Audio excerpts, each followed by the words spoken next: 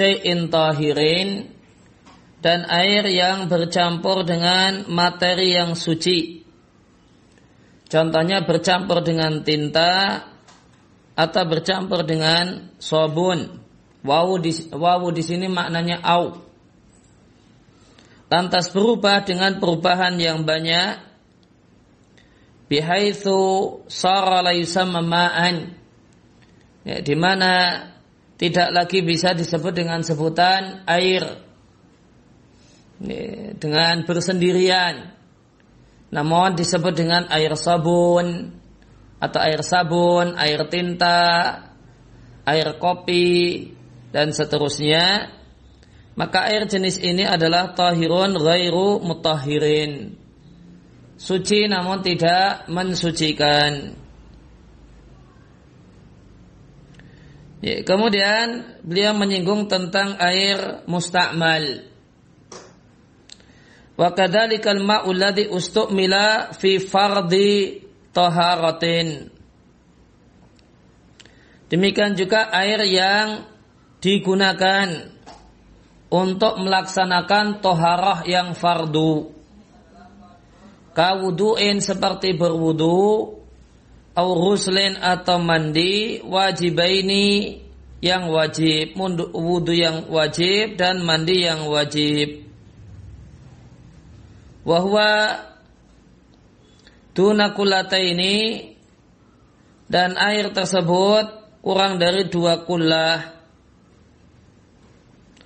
Fa innahu tahirun ghairu mutahhirin, maka air tersebut suci namun tidak mensucikan.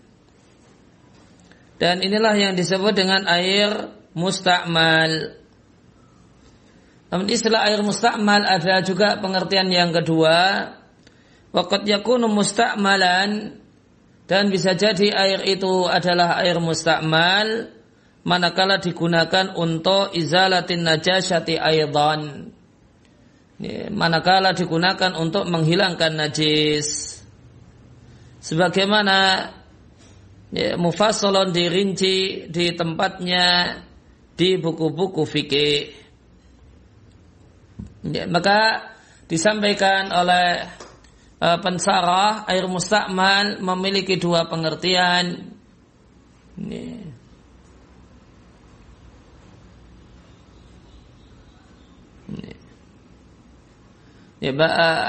Yang musta'mal yang pertama adalah air yang suci namun tidak mensucikan. Ini syaratnya digunakan untuk melaksanakan toharah yang wajib. Toharah yang wajib itu maknanya wudu yang wajib dan mandi yang wajib. Sehingga jika air yang digunakan air yang digunakan itu adalah air manakala digunakan untuk toharah yang sunnah, misalnya wudu yang sunnah dan mandi yang sunnah, maka air yang setelah dipakai, air yang menetes dari tangan, dari wajah, manakala itu adalah mandi yang hukumnya sunnah, bukan air musta'mal. Perhatikan, maka air musta'mal itu yang setelah dipakai. Setelah dipakai itu artinya misalnya untuk membasuh wajah, maka air yang netes. Ini yang netes ini namanya musta'mal. Setelah dia dipakai untuk tohara, misalnya membasuh tangan, maka lantas ada air yang netes, maka air yang netes ini namanya musta'mal. Dan dia disebut musta'mal manakala toharahnya adalah toharah yang wajib. Kalau wudu itu wudu yang sunnah, mandi itu mandi yang sunnah. Wudu yang sunnah misalnya tajdidul wudu'i, memperbarui wudu. Mandi yang sunnah misalnya mandi Jumat. Maka air yang netes dari air yang telah dipakai untuk taharah, netes dari wajah atau kemudian di tangan, ini tidak disebut musta'mal. Demikian juga tidak disebut musta'mal manakala itu basuhan yang kedua atau yang ketiga. Karena taharah yang wajib itu adalah basuhan yang pertama. Perhatikan dan garis bawahi. Alladzi ustu'mila fi fardhi taharatin.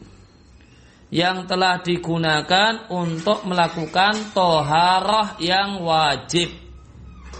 Ya, yang telah digunakan untuk melakukan toharah yang wajib. Toharah yang wajib itu basuhan yang pertama. Ketika basuh wajah atau basuh tangan atau basuh kaki, basuh tangan, basuh wajah, basuh tangan atau basuh kaki, yang toharah yang wajib adalah basuhan yang pertama. Nah itu yang disebut mustakmal. Basuh muka, ini basuhan pertama misalnya. Kemudian dari sini ada yang netes. Nah, maka ini air mustakmal namanya. Ya. Namun kalau basuhan yang kedua, maka air yang netes itu bukan air mustakmal. Atau basuhan yang ketiga, maka air yang netes itu bukan air mustakmal.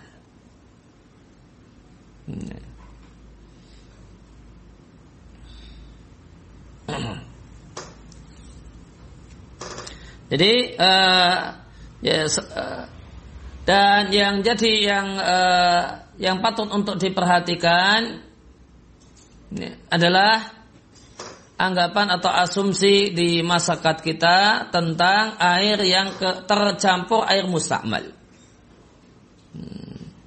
Maka sebagian orang beranggapan manakala ada air yang ada di ember kemudian tercampur air mustakmal, maka otomatis dia menjadi air mustakmal sehingga suci namun tidak mensucikan.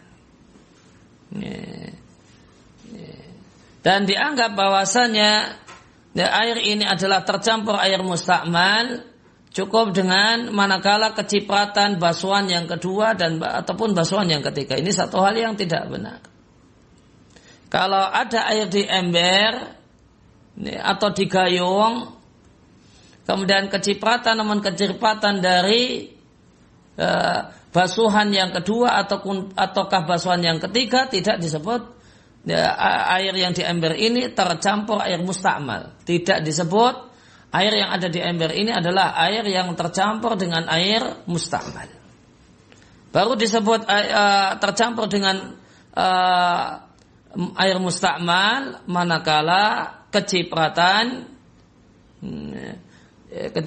tetesan dari basuhan yang pertama. Karena itu adalah fardhi taharatin, toharah yang fardu.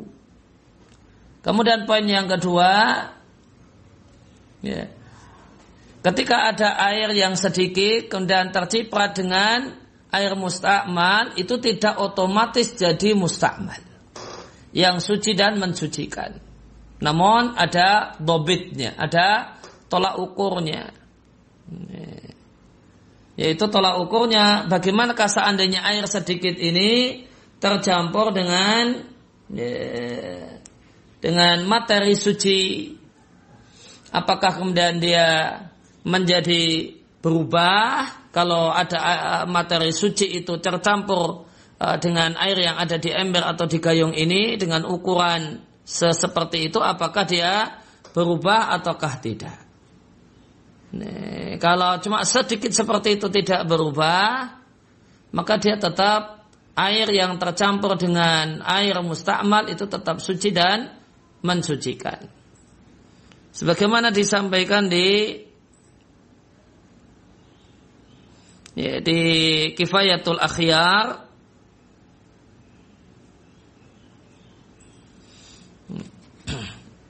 ada kalimat di Kifayatul Akhyar, kama idza ikhtalata bil ma'i ma yuwafiquhu fi sifatihi.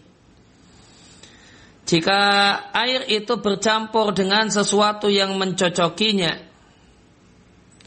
mencocoki sifat air, semacam air mawar, namun yang sudah tidak lagi berbau mawar, atau air pohon, kama'il wardi al-munqati ar-raihati wa ma'is syajari, dan air pohon, wal ma'il musta'mal, dan air musta'mal. Maka ada air, contohnya di ember atau di gayung, kemudian kecampuran air yang mencocokinya. Mencocokinya dalam sifatnya air, warna, rasa dan bau. Contohnya di sini disampaikan air mawar yang sudah tidak lagi punya bau mawar. Contoh yang lain adalah kecampuran air mustakmal. Gimana yang dilakukan? Langsung otomatis dianggap itu air yang ada di ember ini tidak suci dan mensucikan? Jawabannya tidak. Fa inna nuqaddiru an law kana al-waqi'u yughayyiruhu bima yudraku bil hawasi. Maka kita akan melakukan takdir, kira-kira seandainya yang jatuh ke air tersebut yughayyiruhu mengubah sifatnya air dengan perubahan yang bisa ditangkap oleh indera dan menghilangkan statusnya sebagai air yang suci dan mensucikan. Fa inna nahkumu bisalbi tahuriyati hadal ma'ina, maka baru dalam kondisi demikian kita akan nilai air ini sudah tidak lagi suci dan mensucikan. Itulah air yang waqa'a fihi, masuk ke dalamnya minal ma'i, cairan yang mencocokinya dalam sifatnya air. Wa illa, jika kita kira-kirakan bahasanya kalau kecampuran semacam ini tidak sampai mengubah warna bau, dan kita andai-andaikan seandainya kecampuran air mustakmal sebanyak ini itu tidak akan mengubah warna, rasa dan baunya. Seandainya air mustakmal ini adalah sesuatu yang lain yang merupakan materi suci, maka tidaklah hilang statusnya sebagai air yang tahur, suci dan mensucikan. Ya, maka di Kifayatul Akhyar disampaikan jika ada air yang sedikit tercampur kemasukan air mustakmal, maka tidak otomatis dianggap air mustakmal, ya, tidak kemudian otomatis dianggap air yang suci namun tidak mensucikan. Namun ya, dilihat dulu, ya, namun dirinci terlebih dahulu. Gimana rinciannya? Ya, kita pakai takdir, kira-kira kalau ada materi suci yang masuk ke air ini dengan kadar seperti kadar air mustakmal yang terpercik ke ember tersebut, air di ember ini akan berubah warna, warna, bau atau rasanya ataukah tidak. Jika berdasarkan hasil takdir, hasil kira-kira mengatakan oh tidak berubah, ya sudah, maka itu air suci dan mensucikan. Jika hasil takdir mengatakan oh ini berubah, maka dia menjadi air yang suci namun tidak mensucikan.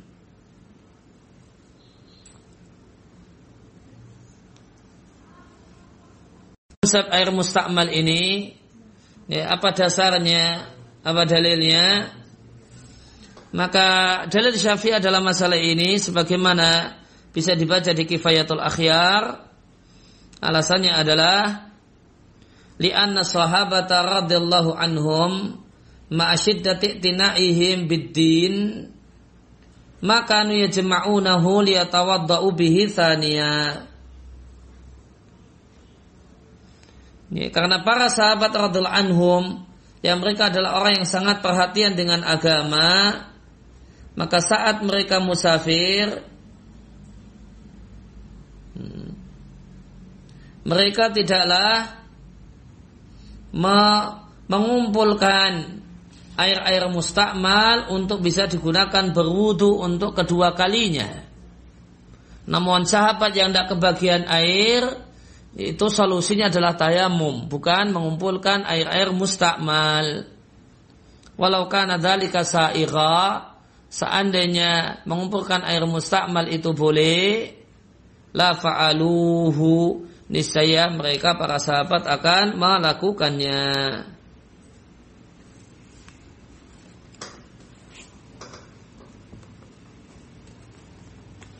Itu alasan Syafi'iyah. Jadi ketika mereka para sahabat safar, air terbatas, maka tidak ada inisiatif dari mereka mengumpulkan air-air mustakmal untuk dipakai wudu oleh sebagian yang lain. Namun yang tidak dapat air ya sudah pasrah dengan keadaan, terima nasibnya tidak dapat air dan memilih untuk bertayamum.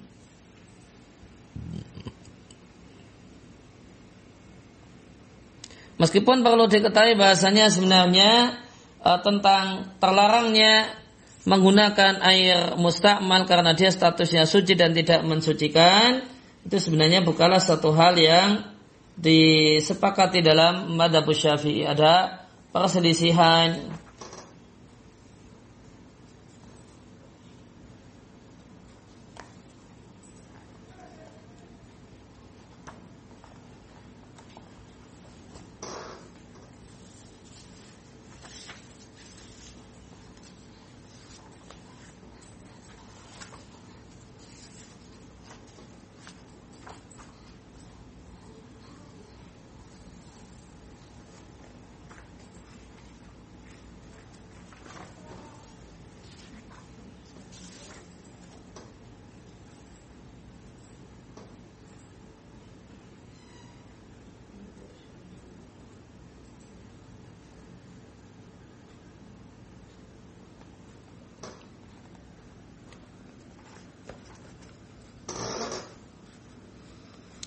Ya, sebagaimana di matan Al-Muhadzab karya As-Sayrazi, beliau sampaikan tentang masalah air mustakmal. Al-maul mustakmalu darbani. Air mustakmal itu ada dua macam. Mustakmal untuk taharah hadas dan mustakmal untuk taharah najis. Amal mustakmalu fi taharatil hadasi, mustakmal untuk taharah hadas, fayungdar fihi dirinci. Maka jika air itu mustakmal untuk menghilangkan hadas, maka dia suci namun tidak mensucikan. Ya, kenapa dia suci? Karena dia air yang suci berjumpa dengan sasaran yang suci, maka dia suci. Sebagaimana air yang digunakan untuk membasuh dan mencuci pakaian yang suci. Namun apakah diperbolehkan bersuci dengan air ini, mustakmal ini, artinya apakah dia mensucikan yang lain ataukah tidak? Fihi tariqani. Maka Syafi'iyah punya dua pandangan. Syafi'iyah grup yang pertama mengatakan fihi dalam masalah ini ada dua pendapat al-Imam Syafi'i. Al-Mansus yang merupakan nas berkata Imam Syafi'i, la yajuzu, tidak boleh digunakan untuk bersuci, li'annahu zala anhu itlaqu ismil ma'i, karena dia sudah tidak lagi menjadi air mutlak. Fasara kama law taghayyara biza'faran, maka dianggap jadilah air tersebut statusnya sebagaimana kalau berubah karena za'faran. Wa ruya anhu, dan diriwayatkan anhu dari al-Imam Syafi'i, annahu qal, bahasanya Imam Syafi'i mengatakan boleh berwudu dengan air mustakmal, li'annahu istimalun lam yughayyir sifatal ma'i, karena dia adalah penggunaan yang tidak mengubah sifat air. Falam yumna al-wudu'u bihi, maka tidak terlarang berwudu dengannya sebagaimana air yang digunakan untuk mencuci pakaian yang suci. Nah, ini grup Syafi'iyah yang pertama mengakui ada dua pendapat al-Imam Syafi'i dalam masalah ini. Kemudian grup yang kedua dari ulama Syafi'iyah tidak mengakui adanya dua pendapat al-Imam Syafi'i, menolak pendapat yang dianggap sebagai pendapat keduanya al-Imam Syafi'i. Wa min ashabina malam yuthbit hadhi riwayata, dan di antara ulama Syafi'iyah ada yang tidak mengakui riwayat yang mengatakan bahasanya boleh. Imam Syafi'i berpendapat boleh berwudu dengan air mustakmal. Dan yang diakui oleh An-Nawawi di Al-Majmu' Syarah Muhadzab adalah kemudian grup Syafi'iyah yang menetapkan kalau Imam Syafi'i punya dua qaul dalam masalah ini. Kata Imam Nawawi rahimahullah ta'ala, qultu hadha huwa shawabu wa anna fil mas'alati qaulaini. Bahasanya dalam masalah ini Al-Imam Syafi'i punya dua pendapat. Pendapat yang mansus, yang tegas, mengatakan tidak boleh wudu pakai air mustakmal. Namun ada pendapat yang kedua dari Al-Imam Syafi'i yang membolehkan berwudu dengan air mustakmal.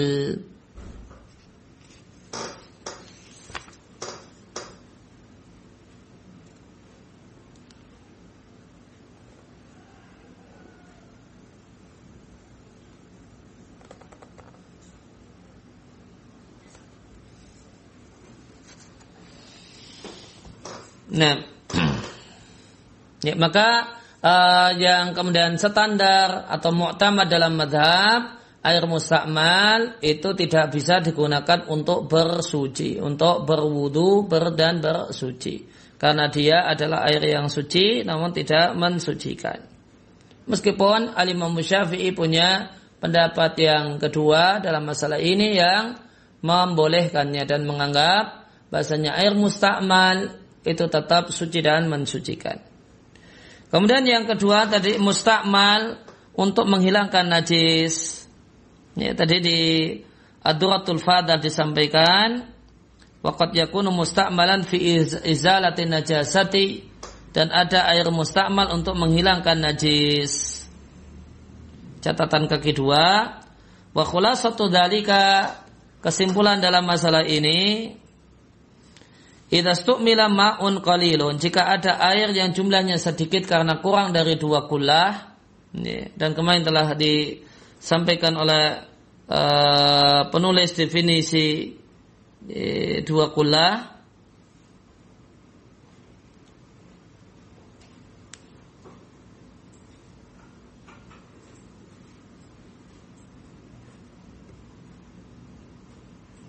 Atau nanti akan disampaikan oleh penulis definisi 2 kullah, atau nanti akan disampaikan oleh pensarah definisi 2 kullah. Maka jika ada air yang sedikit yaitu kurang dari 2 kullah digunakan untuk menghilangkan najis, ya, kemudian lantas tidak bertambah beratnya, ya, seandainya ditimbang, ini tadi air ini 1 on, kemudian digunakan untuk menghilangkan najis dan dia tetap 1 on. Walam yataghayyar, kemudian tidak berubah warna, rasa dan baunya. Wa tahara al-mahalla, dan dia membersihkan al-mahal, tempat yang bernajis. Kemudian syarat yang keempat, wa kana waradan ala najasati, dan dia air ini yang mendatangi najis. Fa innahu mahkumun bi taharatihi, maka dia dinilai sebagai air yang suci.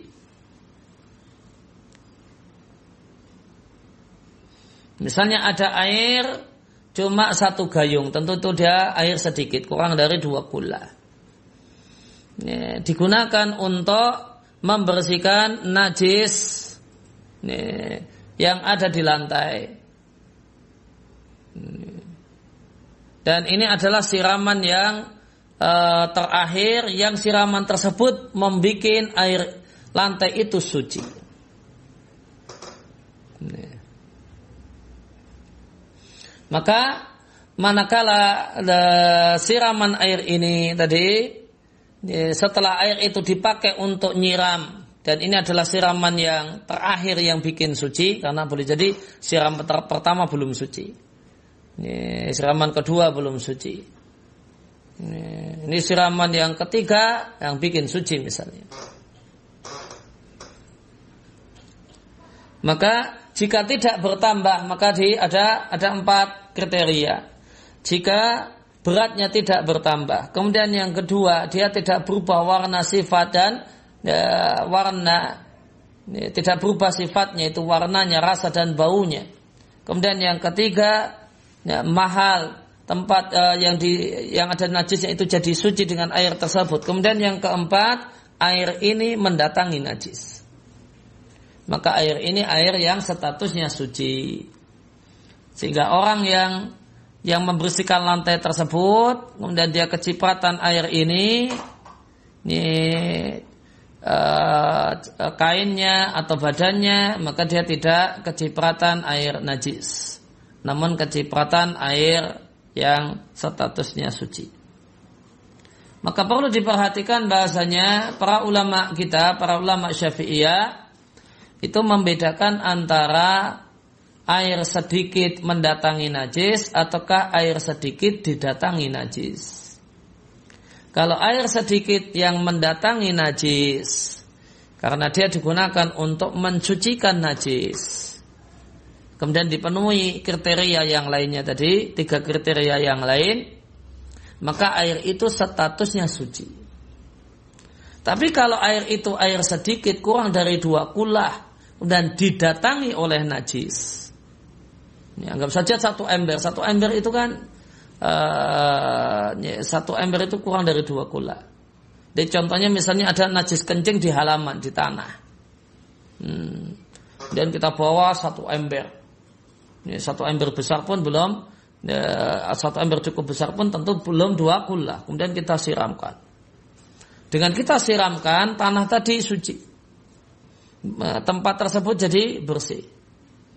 Najisnya hilang. Dalam keadaan jumlah air tidak bertambah beratnya, kemudian air tersebut tidak berubah sifatnya, warna, rasa atau baunya, kemudian mahal tanah yang kena ompol itu suci, kemudian air sedikit ini yang mendatangi najis. Maka air yang boleh jadi becek, maka tanah tadi kan jadi becek. Maka tanah becek ini najis ataukah tidak? Jawabannya tidak najis. Jawabannya tidak najis. Kenapa? Karena air yang mendatangi najis. Namun jika ada air 1 ember, kemudian kejatuhan 1 tetes air kencing, kecipratan 1 tetes atau 2 tetes air kencing, tidak berubah warna, rasa ataukah baunya, maka para ulama Syafi'iyah mengatakan air ini najis. Cukup dengan 1 atau 2 tetes, meskipun najis yang sedikit, dia statusnya najis. Kemudian amma idza kana al-ma'u katsira, adapun jika air itu jumlahnya banyak, maka tidak menjadi najis illa bitaghayyuri, kecuali jika mengalami perubahan, yaitu perubahan sifatnya, warna, rasa atau baunya. Maka kalau tadi terpenuhi 4 kriteria, air sedikit yang memenuhi 4 kriteria, maka tadi dinilai air tersebut air yang suci.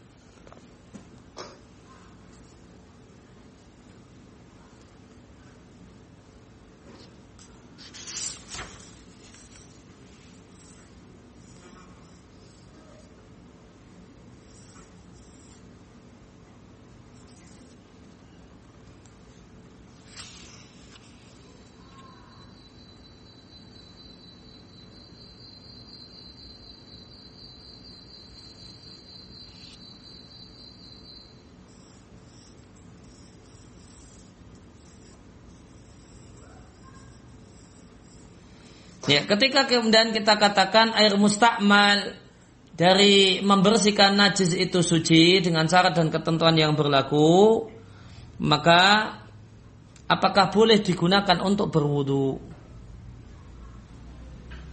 Maka di Duratul Fadah tidak dijelaskan apakah boleh digunakan berwudu ataukah tidak, cuma dikatakan dia suci. Mahkumun bitoharatihi, dia dinilai, mahkumun dinilai taharatihi, air tersebut suci. Nah, suci itu kan ada dua kemungkinan, suci mensucikan ataukah suci namun tidak mensucikan. Nah, tidak dijelaskan itu sucinya suci yang mensucikan ataukah suci namun tidak mensucikan, tidak dijelaskan demikian. Maka tentang hal ini ada penjelasannya di Al-Muhadzab karya As-Sayrazi rahimallahu taala. Beliau katakan, fa in qulna innahu tahir, maka jika kita katakan air mustakmal untuk membersihkan najis itu suci, karena beliau menyampaikan atau sebelumnya saya bacakan agak lengkap. Wa amal mustakmalu fin najisi, adapun air mustakmal untuk najis, fayungdharu fihi, maka dirinci. Yang pertama, inin fadsala anil mahali mutaghayyiran, setelah digunakan untuk membersihkan itu dia berubah, maka berarti dia najis. Fa huwa najisun. Kemudian yang kedua, wa in kana ghairu mutaghayyirin, jika setelah digunakan untuk membersihkan najis tidak berubah sifatnya, fa fihi thalathatu aujuhin, maka ulama Syafi'iyah punya 3 pendapat. Pendapat pertama mengatakan dia air yang suci. Pendapat yang kedua mengatakan dia adalah air yang najis. Pendapat yang ketiga mengatakan jika dia telah terpisah dari tempat yang dia datangi dan tempat tersebut dan tempat itu adalah tempat yang suci, maka dia suci. Namun jika dia telah terpisah dari tempat yang dia datangi dan ternyata tempat tersebut masih najis, maka air ini najis. Maka tadi rincian yang disampaikan di Ad-Durratul Fadhah itu mengacu pada pendapat yang ketiga ini. Karena tadi disyaratkan dia suci, disyaratkan wa tahura al-mahal. Setelah disiram itu mahalnya tempat yang terkena najis tersebut suci. Nah, kemudian selanjutnya fa in qulna innahu tahir, maka jika kita katakan bahasanya air tersebut suci, fahal air yaitu air mustakmal untuk membersihkan najis, itu statusnya suci. Jika kita katakan statusnya suci dengan syarat dan ketentuan yang berlaku sebagaimana di Durratul Fadhah, fahal yajuzul wudu'u bihi, maka bolehkah berwudu dengannya? Fihi wajhani. Ulama Syafi'iyah punya 2 pendapat. Qala Ibnu Khairan yajuzu, satu ulama Syafi'iyah mengatakan boleh. Wa qala sa'iru ashabina la yajuzu, sedangkan semua Syafi'iyah yang lainnya mengatakan tidak boleh. Ya berarti tidak boleh berarti ya. Itu yang jadi pendapat jumhur Syafi'iyah. Meskipun dia suci, dia namun tidak boleh dipakai untuk berwudu. Berarti suci namun tidak mensucikan. Ya, kemudian kita lanjutkan pembahasan di paragraf selanjutnya, masih di halaman 12. Wal ma'ul ladzi taghayyarat, sedangkan air yang berubah, meskipun dengan perubahan yang sedikit, yang berubah salah satu dari 3 sifat air, rasanya atau warnanya atau baunya, berubah binajasatin karena didatangi oleh najis, dan dia adalah najis yang tidak dimaafkan. Laqathu, yang najis tersebut mendatangi air. Ya, perhatikan, laqathu, najis tersebut menjumpai air. Ya, karena tadi dibedakan antara najis mendatangi air atau air mendatangi najis. Maka jika ada najis yang tidak ma'fu, laqathu, mendatangi air, fa huwa mutanajisun, maka dia menjadi najis manakala berubah. La yasisu at-tatahhuru bihi, tidak sah berwudu atau toharah dengannya, baik toharah dalam bentuk wudu, tidak pula sah digunakan untuk mandi. Wala tuzalu bihi an-najasatu, dan najis tidak bisa hilang karenanya. Ini tempat yang najis disiram pakai air najis, ya tidak menjadi bersih, malah menjadi semakin najis. Nah itu manakala berubah. Gimana kalau tidak berubah? Baingkanal ma'uduna kullataini, namun jika air itu kurang dari 2 kullah, dan air yang kurang dari 2 kullah itulah yang disebut dengan air yang sedikit, maka dia najis bi mujarrati mulaqatin najasati. Maka dia dianggap najis dengan semata-mata ketemu najis, walau lam yataghayyar, meskipun air tersebut tidak berubah sifatnya. Wal kulatani, dan 2 kullah itu tusawi sama dengan 200 liter air takriban kurang lebih. Maka air itu hubungan antara relasi antara air dengan najis itu dilihat, dirinci, ada air jumlahnya banyak dan air jumlahnya sedikit.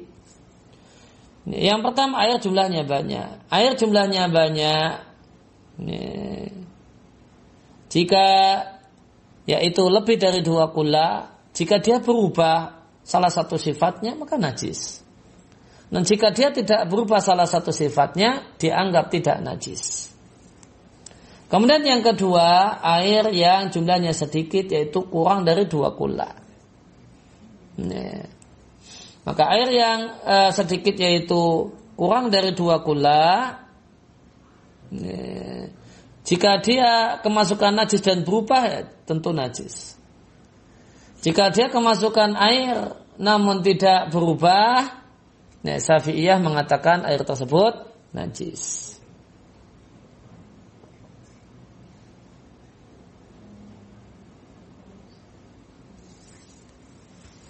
Kemudian kaidah penting di paragraf terakhir, wa idza syakka syakhsu, jika seorang itu ragu-ragu fima'in tentang air, ada air yang membuat dia ragu, air banjir misalnya, atau air sail, yaitu air setelah hujan selesai kemudian kita jumpai aliran air. Apakah kemudian air tersebut tahur? Tahur itu sama dengan tahirun mutahhirun, suci dan mensucikan, ataukah suci namun tidak mensucikan, ataukah najis? Fa innal asla kaunuhu tahuran, maka hukum asal air itu suci dan mensucikan, sehingga sah taharah dengannya. Ya, hukum asal ini berdasarkan firman Allah Ta'ala, wa anzalna minas samai ma'an tahura, kami turunkan dari mendung air yang suci dan mensucikan. Ditambah sabda Nabi sallallahu alaihi wasallam, innal ma'a tahurun, hukum asal air itu suci dan mensucikan. La yunajjisuhu syai'un, tidak ada satupun yang menajiskannya kecuali memang betul-betul menajiskannya dengan ketentuan dan syarat yang berlaku. Wallahu a'lam.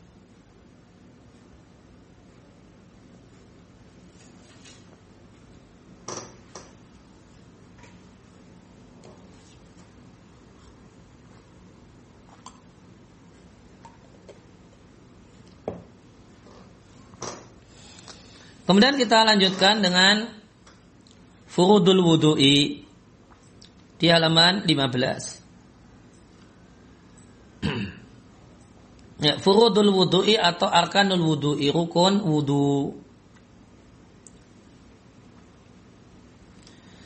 Furudul wudu'i huwa ahadu maqasidit taharati arba'ati.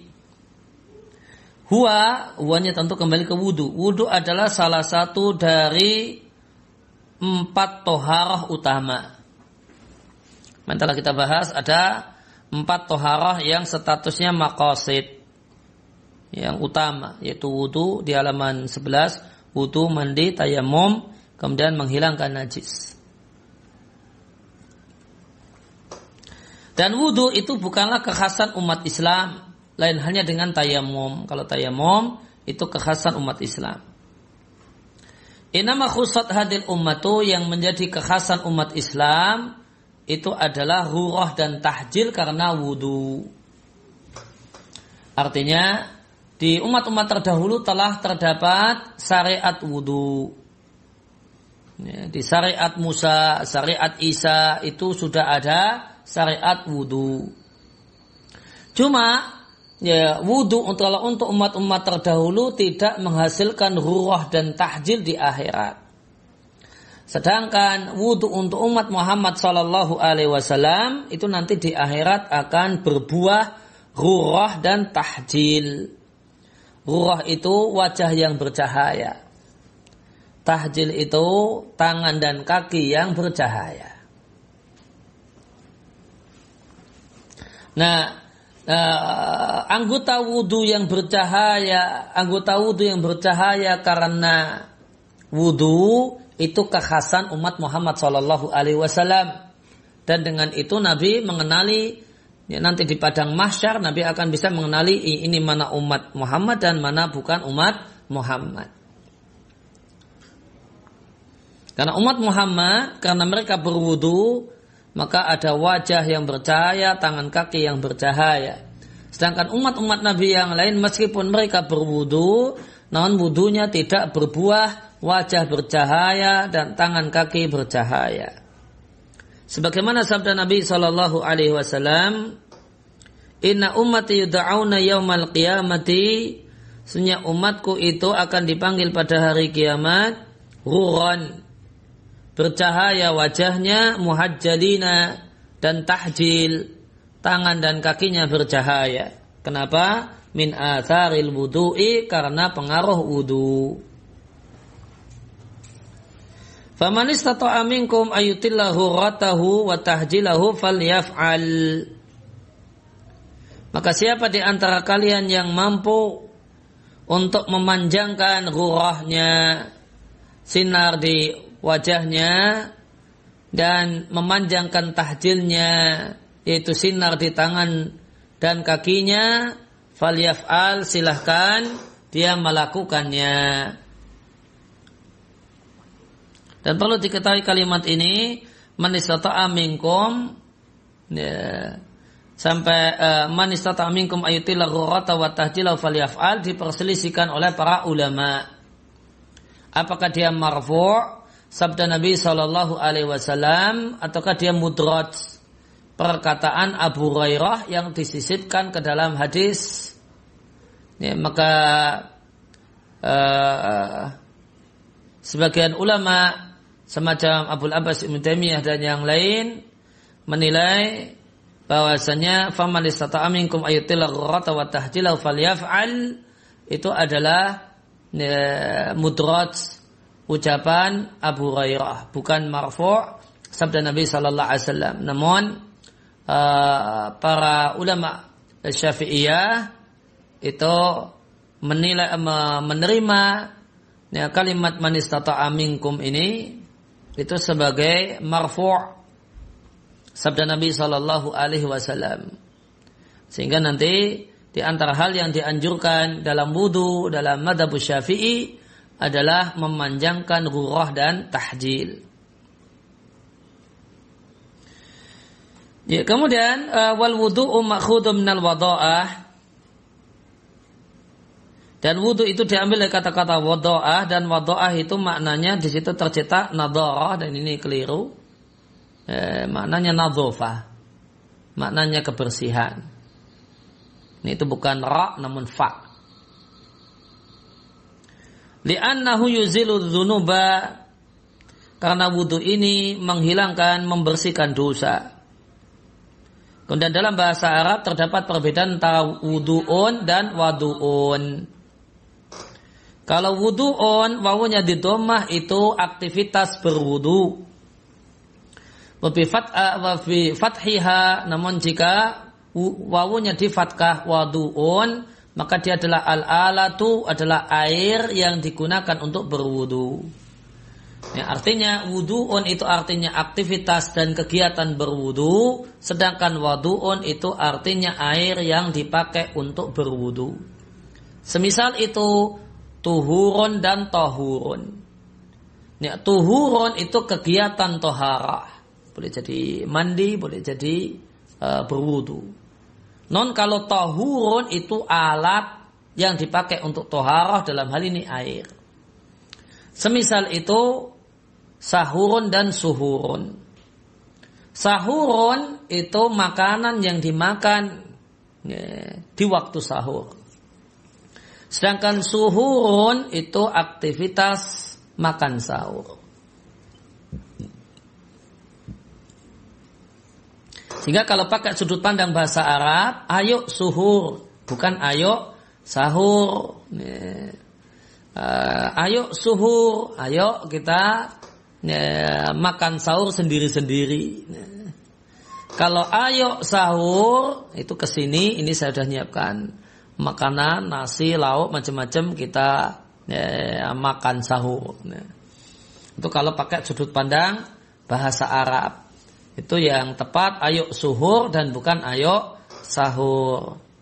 Tapi kalau sudut pandang bahasa Indonesia ya sudah, tergantung maknanya dalam maknanya secara urf dalam bahasa Indonesia. Maksudnya sahur itu, yang dimaksud dengan sahur adalah suhur. Ya sudah. Maka kalau wudu itu al-ma'u ladzi yutawaddau bihi, air yang digunakan untuk berwudu. Wudu plus salat itu diwajibkan Lailatul Isra wal Mi'raji, di malam Isra dan Mi'raj. Ya, dan hubungan antara wudu dengan salat, anna salata, bahasanya salat, fiha dalam salat terdapat munajat. Ya, dialog dengan Allah Ta'ala. Munajat makna asalnya berbisik, terjemah bebasnya dialog gitu. Fata'dziman laha, maka dalam rangka memuliakan dan mengagungkan salat, maka dituntut untuk tatahur, bersuci dan tanadzub, dan membersihkan diri terlebih dahulu. Kembali ke matan, furudul wudu'i sittatun, rukun wudu ada 6. Dalla ala dzalika, dalil hal tersebut adalah firman Allah Ta'ala di surat Al-Maidah ayat yang ke-6. Ya ayyuhalladzina amanu, wahai orang-orang yang beriman, idza kuntum ila sholati, jika kalian mau berdiri untuk mengerjakan sholat dalam keadaan kalian berhadas, maka wudulah. Gimana itu wudu? Farsilu wujuhakum. Basuhlah wajah kalian, wa aydiyakum ilal marafiqi, dan tangan sampai ke siku, dan usaplah biru'usikum.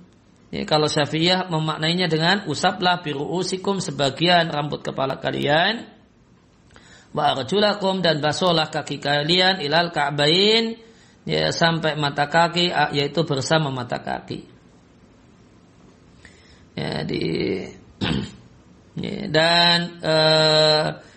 Di ayat ini Al-Maidah ayat yang ke-6 itu dijumpai 5 rukun wudu. Dijumpai 5 rukun wudu. Sehingga 6-nya adalah sabda Nabi Shallallahu Alaihi Wasallam, innamal a'malu binniyat. Amal itu dengan niat. Dan bagi setiap orang, hanyalah bagi setiap orang manawa apa yang dia niat. Karena ini adanya niat, ini rukun yang ke-6. Maka ayat ditambah hadis, itu nanti akan ketemu 6 rukun wudu.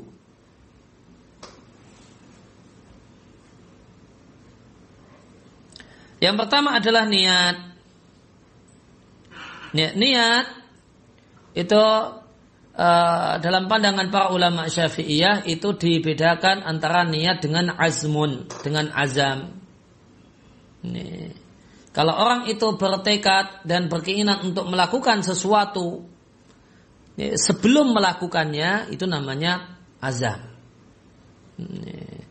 Jadi orang itu pengen wudu, namun dia belum mulai wudu. Maka ketika dia jalan, mendekati keran wudu, maka ketika karena dia pengen wudu, itu disebut azmun, tekad. Itu disebut azam, yaitu tekad sebelum memulai kegiatan satu kegiatan.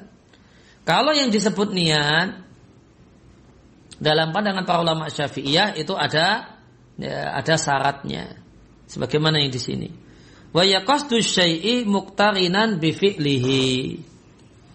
Yaitu qasdu syai'i bersengaja untuk melakukan sesuatu, muqtarinan dan kesengajaan ini dipasang berbarengan dengan perbuatan. Maka yang disebut dengan niat berwudu itu adalah pada saat mulai berwudu. Kalau baru jalan menuju keran wudu itu baru azmun. Nanti kalau sudah kemudian real mulai berwudu, tepatnya pasang niat itu ada pada saat berbarengan dengan awal membasuh wajah. Nah, disitulah yang disebut dengan niat.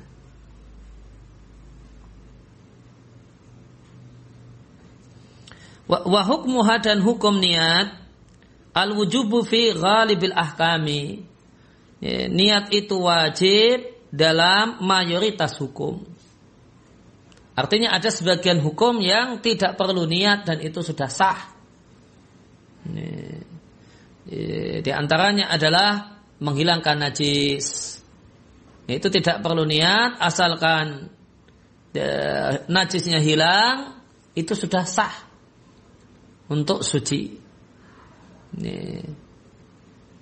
Demikian juga bayar utang. Itu meskipun tidak ada niat melaksanakan perintah Allah bayar utang, namun utangnya sudah lunas, ya sudah sah lunas utang. Ngasih nafkah untuk istri ya, asalkan udah ngasih nafkah meskipun nggak pasang niat untuk ngasih nafkah, kewajiban menafkahi sudah tertunaikan.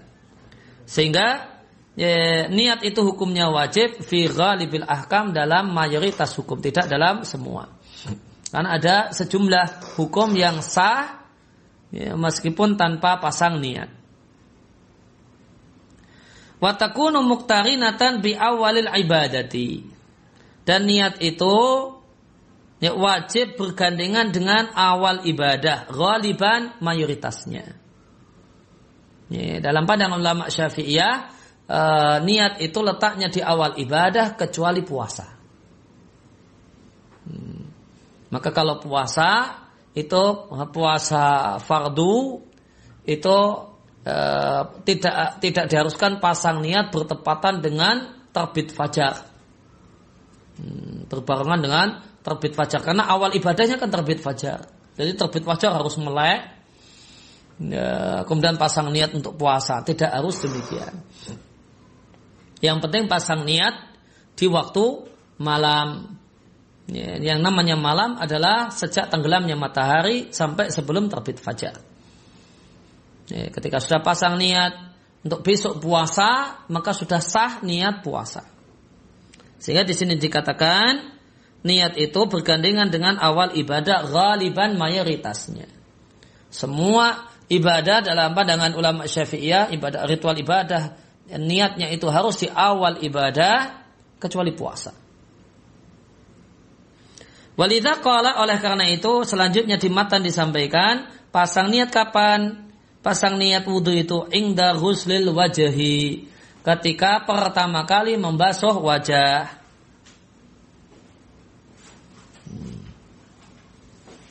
Seandainya seorang itu membasuh sebagian dari wajahnya sebelum pasang niat, maka itu dianggap la yujzi'uhu, tidak sah.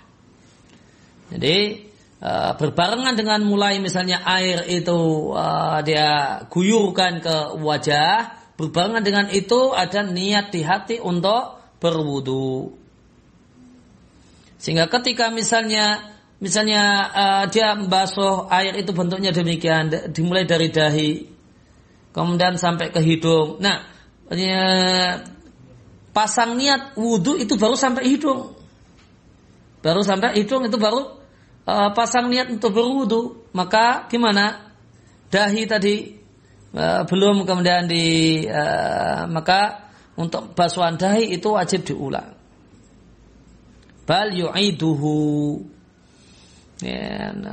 Maka kewajibannya adalah mengulanginya. Mengulanginya. Maka berarti dahi tadi teranggap belum dibasuh. Diulangi dengan niat berwudu. Nah, apa yang niat yang wajib dipasang di hati ketika seorang itu berwudu? Wa idza tawaddo'a, ketika seorang itu berwudu, maka niat yang dipasang di hati adalah raf'al hadasi, menghilangkan hadas. Boleh juga au berarti pilihan ini. Au-nya di sini li takhyir. Au fardal wudu'i, kewajiban berwudu. Ini kalau wudunya adalah wudu yang wajib tentunya. Sehingga kalau yang simple enak, ya, nanti bisa untuk semuanya. Ya, karena wudu itu ada yang wajib, ada yang tidak wajib. Ada wudu yang menghilangkan hadas, ada yang tidak menghilangkan hadas. Maka pilihan yang ketiga itu yang paling enak. Nawa al-wudu'a, niatnya berwudu. Masalah misalnya. Idza nawa syai'an, maka jika seorang muslim telah pasang niat syai'an, salah satu min dalika, dari 3 pilihan di atas, menghilangkan hadas, yaitu hadas kecil, atau kewajiban wudu, atau berwudu. Jika telah pasang niat salah satu dari di atas, wa nawa aidan ma'ahu, kemudian punya niat tambahan dan berniat ma'ahu bersamanya, dan niat tambahan at-tabaruda, untuk menyegarkan badan, atau tanazzufa, untuk membersihkan badan, sahha wudu'uhu, wudunya sah.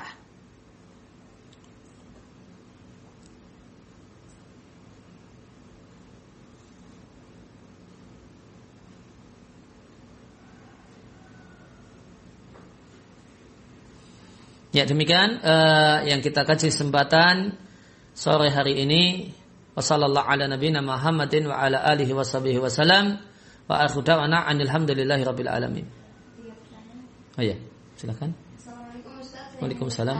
Bagaimana jika seseorang sudah berwudu memakai air mustamal dan seseorang itu tidak tahu ilmunya? Kalau seorang itu berwudu dengan air mustakmal, saya kira tidak ada orang yang berwudu dengan menggunakan murni air mustakmal. Dia nampung semua air mustakmal kemudian dikumpulkan.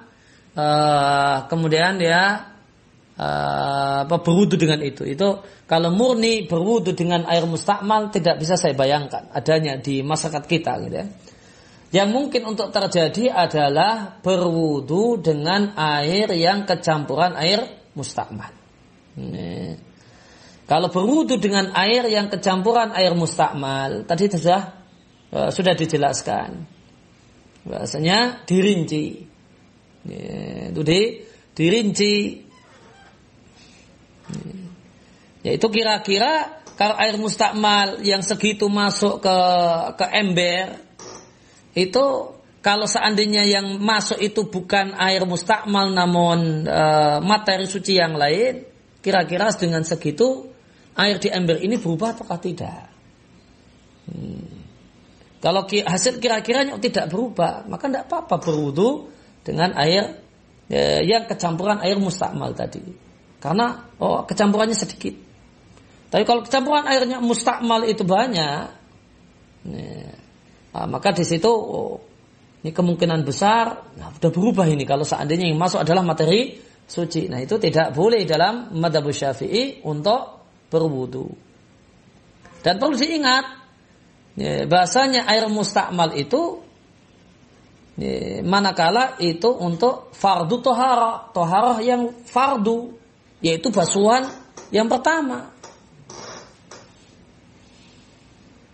Jadi kalau seorang itu berwudu pakai air atau pakai gayung, maka untuk basuh yang kemudian maka idealnya ketika tangan itu dipakai untuk ngambil air, boleh di Syafi'iyah dengan syarat pasang niatul irtiraf. Niat tangan ini dijadikan sebagai alat pengambil air. Ini nanti telapak tangan saya akan saya jadikan sebagai alat pengambil air. Maka nanti masuk tidak apa-apa. Kan dianggap seperti gayung. Itu idealnya dipasangi niat irtiraf. Nah, begini misalnya pakai, jadi Syafi'iyah tidak melarang berwudu pakai gayung dan sebagainya. Namun ada caranya. Pertama, Ini niatnya tangan ketika mau dimasukkan itu pasang niat irtiraf supaya tidak kecampuran air mustakmal yang nempel di tangan gitu. Ambil, kemudian jauhkan wajah. Karena ini basuhan yang pertama. Dan ini adalah tohara yang wajib. Nanti yang kecipratan dari ini itu jadi air mustakmal yang nanti bisa bermasalah kalau nyiprat ke sana. Nah, nanti untuk basuhan yang kedua karena ini pakai gayung, dipaskan di bawah gayung tidak masalah. Karena basuhan yang kedua itu bukan lagi toharah yang wajib. Maka airnya tidak lagi, air yang netes itu bukan lagi air mustakmal. Dipaskan aja di bawah. Dipaskan aja di bawah gayung tadi dan dia tidak kecampuran air mustakmal. Nanti basuhan wajah yang ketiga dipaskan di bawah gayung tidak masalah. Karena yang netes dari wajah ini bukan lagi air mustakmal. Nah, nanti ketika membasuh tangan, nah itu yang perlu ngambil jarak. Untuk basuh tangan, misalnya ngambil kemudian untuk kemudian basuh tangan, nah ini yang dijauhkan karena ini basuhan yang pertama, dia toharah yang wajib. Nanti kalau untuk basuhan yang kedua di atasnya tidak apa-apa, di atas gayung tadi tidak apa-apa. Nanti basuhan yang ketiga di atas gayung tidak apa-apa. Nanti kemudian basuh tangan yang kedua, ngambil untuk basuh tangan yang kiri. Nanti untuk basuhan yang pertama jauhkan, supaya tidak nyiprat. Jauhkan. Nanti untuk basuh tangan yang kedua, udah di atas gayung tidak masalah. Jadi kalau murni memakai air mustakmal, saya kira tidak ada. Yang mungkin terjadi adalah kecampuran air mustakmal. Dan itu pun nanti perlu diluruskan gimana kecampuran air mustakmal. Karena basuhan air mustakmal itu hanya untuk basuhan yang pertama. Kemudian perlu juga dirinci berapa besaran yang kecampuran. Kalau sedikit tidak masalah. Insya Allah kurang lebih ya wudu yang ditanyakan oleh sebenarnya itu tidak mengapa. Nah. Yang kedua, Assalamualaikum Ustaz. Waalaikumsalam. Apakah benar ada hadis yang menerangkan tidak boleh mengelap bekas air wudu yang menempel di anggota wudu? Hadis yang ada adalah salah satu istri Nabi ngasih tawaran kepada Nabi setelah beliau mandi, tawaran handuk dan Nabi tidak mau menerimanya. Nah, tidak mau menerimanya itu apakah kemudian Nabi tidak membolehkan atau yang lainnya? Ada banyak penjelasan ulama dalam masalah ini. Hadisnya cuma demikian. Tidak tegas mengatakan tidak boleh. Nah. Terakhir, Assalamualaikum Ustaz. Waalaikumsalam warahmatullahi. Apabila kita di gunung atau di hutan ada air namun itu bekas minum hewan haram, apakah air itu najis? Ya, maka dilihat, maka ini su'ur saba', ya, sisa minum binatang buas. Kalau sisa minum binatang buas, ya, itu jika sedikit najis. Namun jika dia banyak karena dia kolam, maka tidak najis, boleh dipakai untuk berwudu. Nah, demikian. Sallallahu ala nabiyina Muhammadin wa ala alihi wasallam. Barda'ana alhamdulillahirabbil alamin. Subhanaka Allahumma wa bihamdika asyhadu an la ilaha illa anta astaghfiruka wa atubu ilaik.